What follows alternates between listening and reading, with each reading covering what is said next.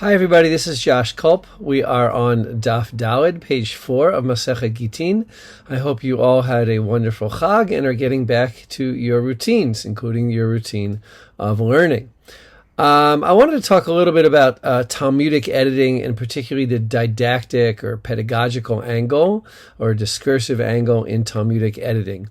The sugya, our Mishnah, seems to say that both the ktiva, the writing of the get, and the chatima, the signing of the get, are essential. And both of them have to be done in the proper halachic manner with her in mind. A halacha that we've been going over quite a lot in these pages.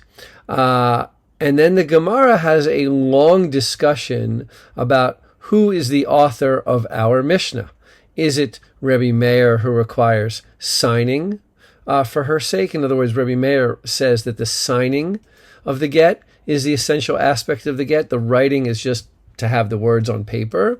Or is it Rebbe Elazar, who holds that the writing of the get is the essential act of the get, essential part of the get, and the signing is just there to make sure that it was done properly, but isn't really all that necessary. So the sugya has a long discussion. We talked about that last week in Daf Gimel, about whether or not can we make our Mishnah accord with either Rebbe Meir or Rebbe Elazar. And at the very end of the sugya, Rav Ashi, the last of the great Amoraim, comes and says, look, it's simple. This is Rebbe Yehuda, because Rebbe Yehuda explicitly says both the writing and the signing of the get have to be done with a get that has been, with a scroll that's already been detached from the ground. And the question that one might have is, how come no one knew about Rebbe Yehuda's opinion until the late Rav Ashi came around in the sort of early part of the 5th century, towards the end of the period of the Babylonian Amorim? Rebbe Yehuda's opinion is right there in the Mishnah. Everybody should know about it. There shouldn't have been any question that our Mishnah accords with Rebbe Yehuda.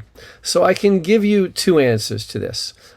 First of all, Rebbe Elazar and Rebbe Meir are the primary Tanaim whose voices are heard throughout this Masechet, and I think it's understandable that we want the Mishnah to accord either with Rebbe Elazar or with Rebbe Meir, because we know that those are the two main positions. Rebbe Yehuda seems to be a position that is not accepted in halacha and is sort of like a side position. And the second reason is that this is the beginning of the Masechet, and it helps us to go through the key Mishnayot that involve Rebbe Elazar and Rebbe Meir, the two, as I said before, the two major players throughout our Masechet. Now, note, the Gemara asked this itself. The Gemara itself was wondering, why didn't we just say the Mishnah was Rebbe Yehuda? And they gave other reasons, which are cogent reasons as well, but I wanted to emphasize the didactic nature of this Talmud. That this Talmud isn't interested just in the bottom line, what is the halacha, but the Talmud is really interested in introducing us to the key Mishnayot, the key aspects of giving over a get, divorcing a woman, and that is very typical of the beginning of Masechtot and also the beginning of chapters. I hope you're enjoying this Masechet.